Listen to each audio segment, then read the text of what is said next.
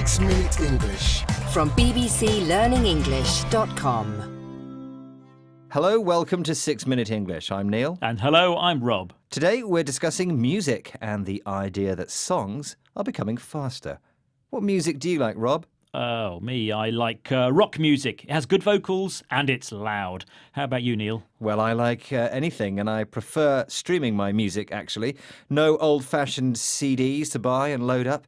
It's easier to play, and you can play it anywhere. And streaming is where you listen or watch music or videos directly from the internet as a continuous stream. Did you know that some people believe that streaming music online is actually changing the songs people write? And it might be leading to songs getting faster. Well, that's what we're discussing today. Let's hope it doesn't happen to this programme, otherwise we might become 3 Minute English. But before it does, let's get on with our question for everyone to answer. In 2017, Luis Fonsi's summer hit, Despacito, officially became the most streamed song of all time. Do you know approximately how many times it was streamed? Is it A, 1.6 billion times, B, 3.6 billion times, or C, 4.6 billion times? I know the song was popular, but 4.6 billion sounds too big, so I'll go for A, 1.6 billion. OK, well, we'll find out later in the programme. But now back to our discussion about how music producers are adapting their songs for modern technology. Researchers have found long instrumental introductions to pop songs have become almost extinct. Of course, the aim of many pop songs is to be enjoyed by many, to be popular. But they also need to be a commercial success. They need to make money. Brendan Williams, a music producer and professor of music technology, can explain what he thinks influences the songs. Here he is speaking on BBC Radio 4's You and Yours programme. I think that, one of the things that's driving this, there are a number of things. They're all they're all singles designed for radio playlists. Radio playlists are extremely important factors in judging the success of a track and obviously do feed into the kind of commercial success of a track. So he mentions that radio playlists are important factors. A playlist is a list of songs that a radio station plans to play. And he says that radio playlists affect the commercial success of a song. By the way, he called a song a track. That's a recorded piece of music.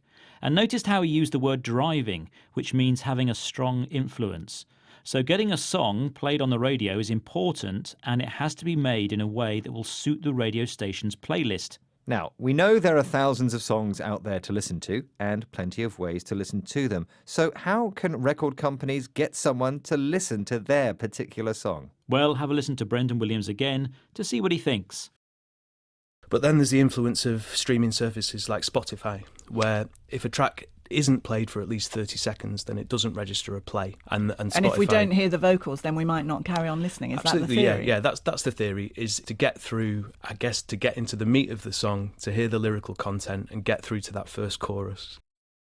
Well, it seems songs no longer have an intro, the instrumental piece of music that's played before the singing begins. In the old days, radio DJs, disc jockeys who played the records, loved to talk over that bit.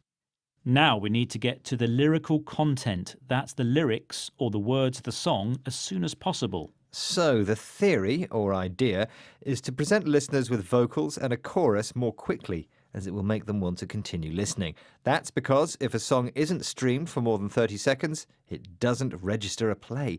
It doesn't get measured or recorded as a play, so it doesn't make money. So a song needs to hook the listener in quickly. In other words, it needs to attract their attention and be easy to remember. Another word for this is catchy. Do you have any favourite catchy songs, Rob? Oh, I do. It's got to be Happy by Pharrell Williams. Very catchy song. Well, something that is always catchy in this programme is our quiz question. Earlier I mentioned that in 2017, Luis Fonsi's summer hit, Despacito, officially became the most streamed song of all time.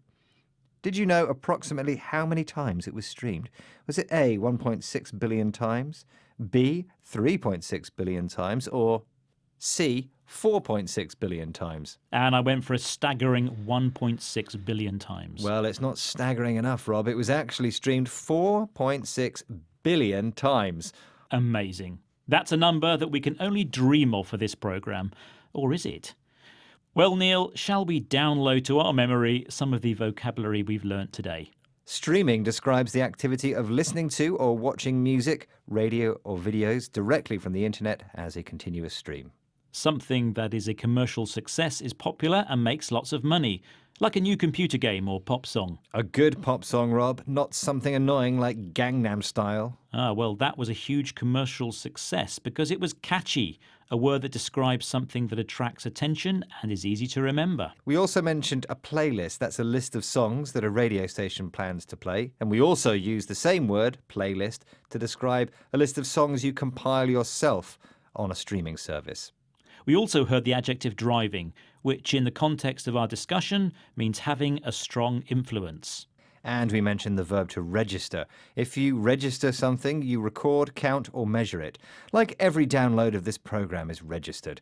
But how do we download this program, Rob? By going to our website at bbclearningenglish.com. And we have an app too. Download it for free and stream all of our content. Bye for now. Bye. 6 Minute English from the BBC.